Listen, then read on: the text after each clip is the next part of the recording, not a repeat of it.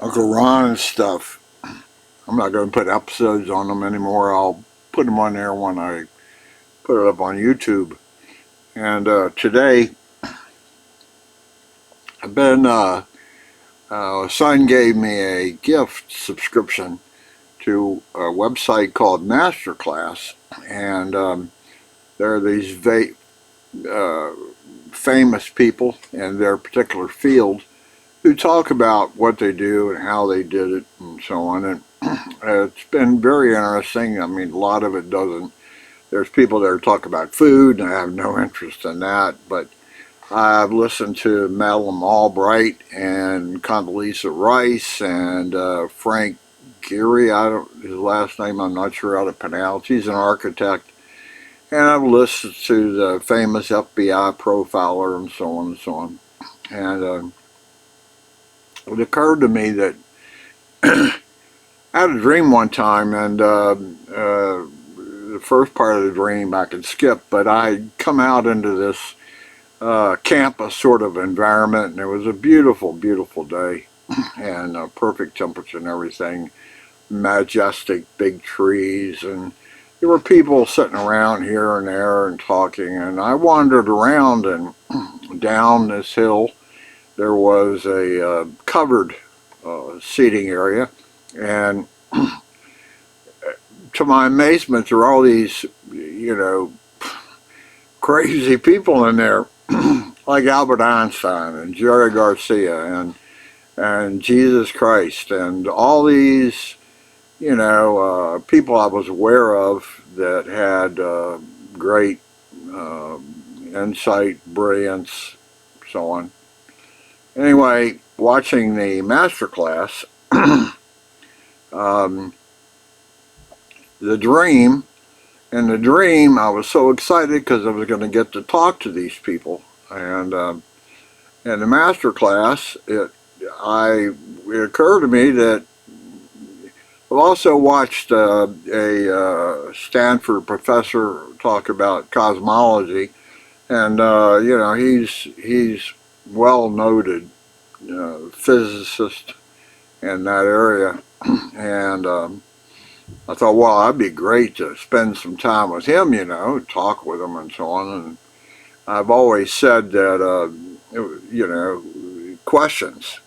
I could have ask 1,000 questions and learn things. And, well, it occurred to me listening to these master people, like the architect I really liked, his level of persona, his presentation, he was a very quiet, composed, very little in the way of ego transference out. He wasn't puffed up about himself or anything like that. He really wasn't, which is really refreshing. I mean, he was a well-noted architect and um, had various ways about doing things. It reminded me of a book character. I'm trying to remember. It was Atlas Shrugged author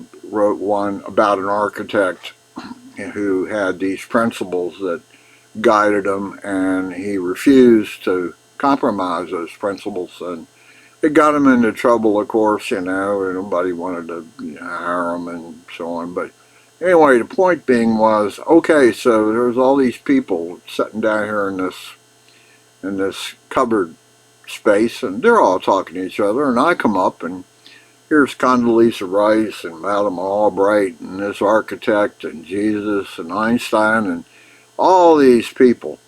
And I realized I didn't have anything to say to them. I had nothing to offer them. That was my take. I didn't even know where to start. I didn't know what, like, actually, I did think maybe the only way we could really get going is if I could ask them if they would interview me for a position with them. They ask the questions, and I then may be able to take off from that. But coming up to him.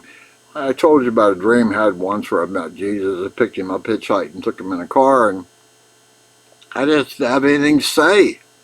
I couldn't, no questions came to mind, no, you know, he didn't talk much, he didn't offer much. So the only way I can think it would work is if, like the architect, that's what came to mind was, can you interview me to see if I could work with you?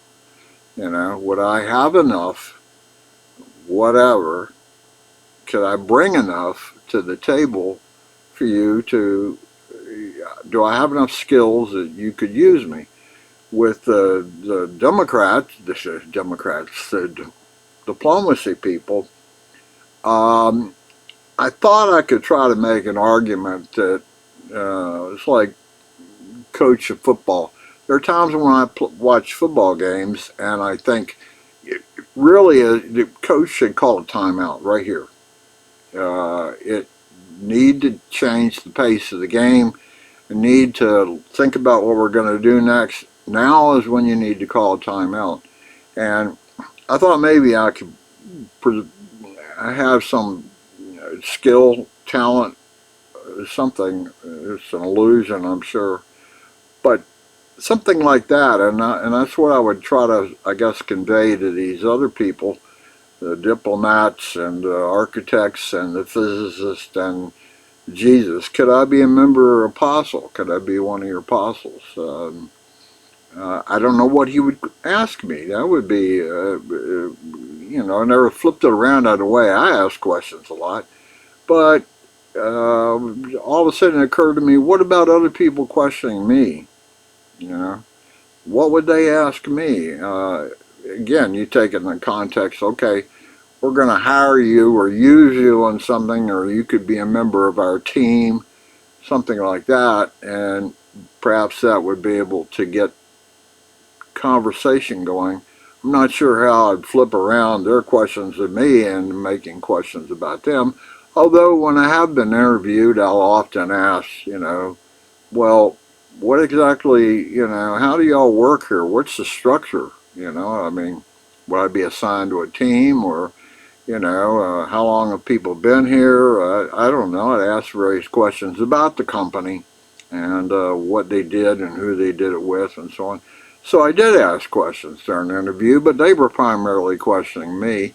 Some of them weren't so good on questioning me. They didn't have a lot of skills on interviewing people and didn't know what to ask them.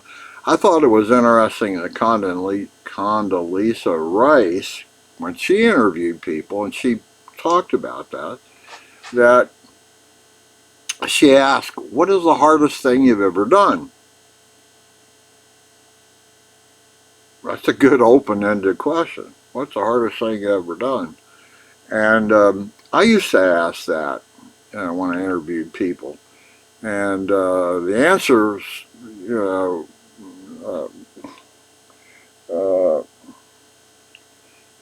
the answers were telling in a way. Unfortunately, I come from a background that says hardware reality is hard. If you want 500 word paper tomorrow, I can do a 500 word paper tomorrow, and it'll be mediocre at best, but I can do it. On the other hand, if you say that I need to have,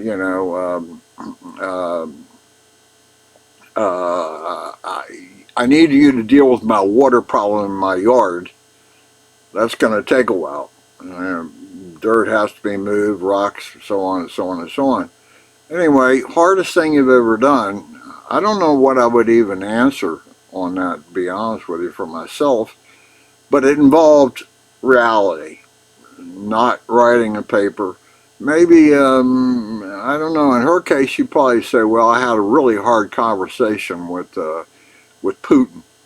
I had a hard one. He was stiff and he didn't give me any openings, and I couldn't relate to him and things like that. And I think that's probably what she was asking about, or you had conflict with a manager or something like that. But anyway, these people like Einstein, what in the world, I don't think it, in my mind anyway, it's like if they were going to spend time with me, then there ought to be something they get out of it. Something that could I offer anything to them would be of benefit. And in the case of the physicist at Stanford I'm talking about, I don't think, like if he'd be lecturing and he finally come up and say questions. Well, most time there weren't any questions.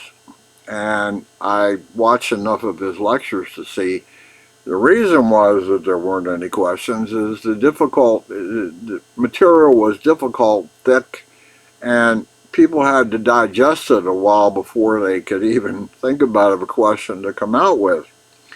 If it was a really simple sort of conceptual thing or something everybody had an opinion on, like, time. It was like, what time is it over here compared to that guy over there or something? Then there'd be 1,000 questions, and they'd all be in that ethereal sort of not cemented or have foundation in the physics that he'd been teaching.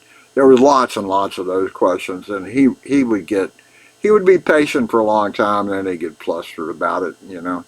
And there were times when people would ask questions, and he would pause and, that's a good question. That's a good question, and I think I'm not sure I could pose a good question to Albert Einstein or to Condoleezza Rice or to Jesus.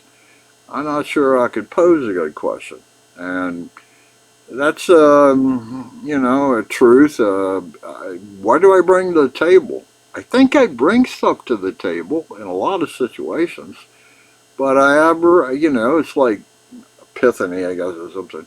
Well, I ain't that much in there that I'm really going to be able to have a good conversation. I mean, where they are getting something out of the conversation from me.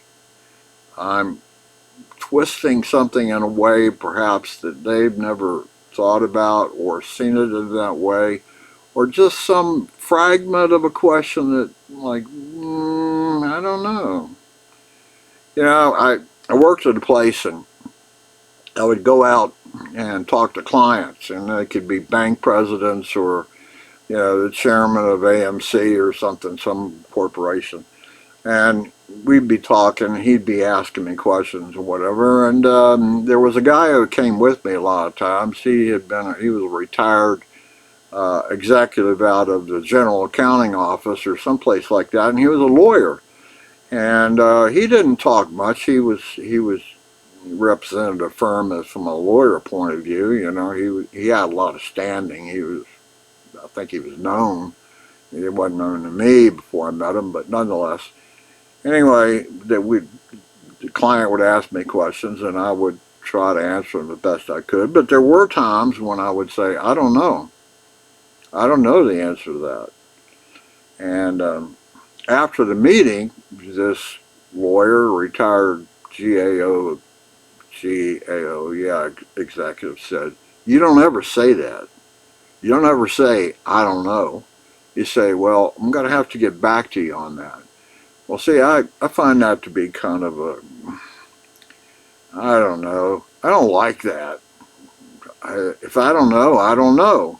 Now, a lot of times I'd say, I don't know, but I know that there's some data available, and if I crank it in a systematic, with assumptions and so on, and I'll tell you what all those are, I could come up with a range of answers for you.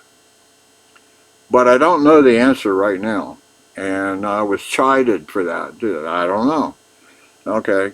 Well, I'm not really sure that, like, Einstein and those people have ever said, well, I don't know. They probably didn't, because they do know. But anyway, what could I possibly ask them that would provide any, from my experiences, because I'm different than them, and I've tried to assimilate knowledge in a certain way, and in their field I know a little bit about it, but what could I possibly bring to the table that they would benefit from. And it hadn't occurred to me the conversation in a two-way street. And maybe it's a reflection on my own self saying, well, I ask a lot of questions, and I do, and I can intimidate people because I ask too many questions. I can also try to throw out a whole bunch of crap, like about me. They'll ask about me, and I throw out a whole bunch of crap. And the point being is, I'm not sure I had really had a conversation. It's like, you know, pulling a rope, you know, where you have a rope, tug of rope contest. And you're, you know, I think the goal is to pull the opponent across the line or whatever, but I think in conversation, the goal is to establish some sort of meaningful dialogue where you're both getting stuff maybe to ponder, or it's not like bragging, well, I did this and you did that, and I did this and you did that. It's not that. It's more like a dialoguing of, well, we can think about things together. At least that's what I would like to do. You know, explore stuff. But anyway, with these famous people who are experts in their field, I don't know that I have, I'm not sure I have anything to bring. I would almost have to rely on them to question me. And they would probably quickly know. I don't know, if I walk in and I meet them, do you automatically, like, I never met Albert Einstein. If I were to meet him, be in his presence, would I sense something? Would I feel something uh, other than his being famous and all? And like, geez, I'm in awe of being in front of this guy. But would there be something else? Would he sense anything from me? Uh, I don't know that answer. What do I? There was a Peanuts character that I forgot his name, but every place he was, there was like this dust cloud around him. I think he drug a blanket or something, and there'd be this roaming dust cloud. He was like Mr. Dirt or something, you know. And I thought maybe I would present that sort of feel to other people. It's like, oh, what a mess this guy is, you know. It's raw but it's fairly large dust cloud, and perhaps he is worth, you know, exploring a little bit to see if, you know, something I'm interested in he may have looked at or thought about or is willing to think about, and that would be benefit me. I don't I don't know. It's an awareness I think that I've gotten by watching these master class experts, and some are better than others, but the architect really got me. He was just, you know, really loved to meet the guy and talk with him. Again, I don't know what I could say. You know, I'm not sure I bring anything to the table, and I hate for it to be one-sided where all I do is ask questions.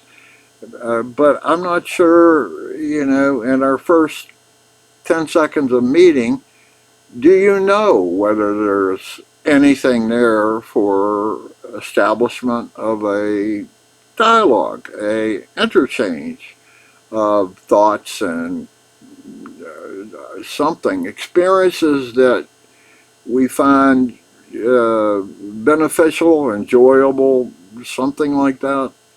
Um, anyway, confession time that I just, as much as I want to say that I got a lot of stuff and, you know, I would think, hopefully I would be somebody interesting to talk to, no matter who you are, but I have to confess that I'm questioning that. I don't know if that's true or not. It depends on who they are.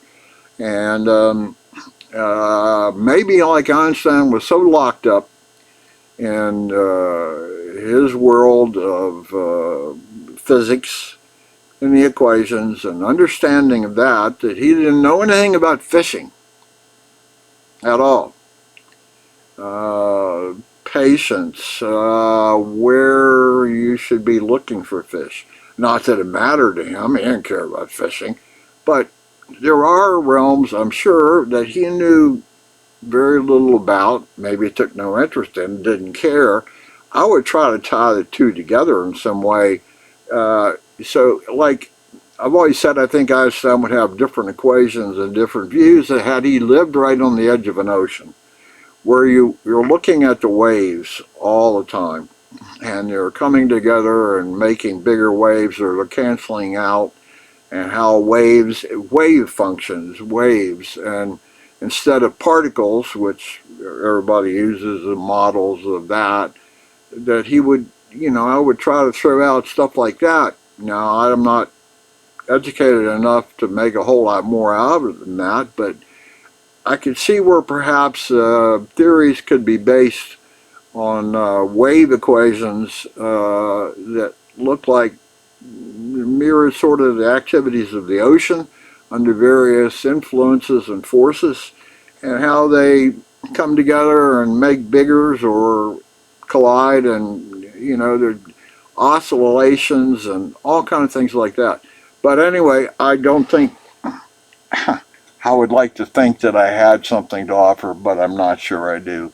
And that makes me question my whole concept of self, saying, well, with other people,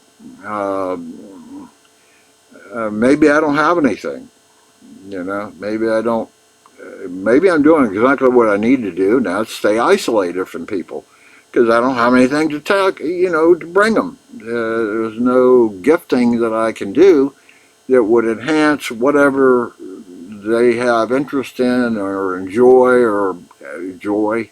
They take, I'm not good at telling jokes. I couldn't evoke humor. But anyway, that's the thought for today, and I'll have to contemplate it. I think the truth of the matter is that, yeah, I got a lot of stuff, but it's so generalized that it really wouldn't help in conversations with the really talented people that there are in the world. And that saddens me a little bit. I mean, it also big dose of humility, which periodically I have to do. I have to, give back and give me a dose of humility or reality, because I do with things all the time, and I have a lot of confidence in what I do, and I don't fear challenges and blah blah blah blah blah blah blah blah. So I have a pretty good construct of self of myself, and but when it comes to dialoguing with others in their domain, or trying to share something with them that I would be trying to evoke, some thought or dialogue with them, I'm not sure I got it. And that's sad in a way. And maybe we're all like that. I don't know. I do ask questions. I'll give myself, I'll wave my thumbs up for I ask questions, and I am curious just about anything and everything, but the level of knowledge and understanding is shallow. Yeah, it's like wave. Sometimes they get pretty tall and big, powerful wave, and other times it's just the stream is running real low and nothing's going on. Anyway, I don't know what episode this is, and I'm not sure what it was even about, other than a confession that I don't know that I bring enough to the table for you to be even interested in listening to this stuff. To me, it was a sort of an epiphany point. It was a realization that I'm just this dust cloud of crap, and if I were to meet Jesus, for instance, he would know within a second as to whether I was worth spending any more time on. I think that's true. Anyway, that's enough of this one. I got to go do some more dirt, because I'm good with dirt, and there's a lot of dirt in the world.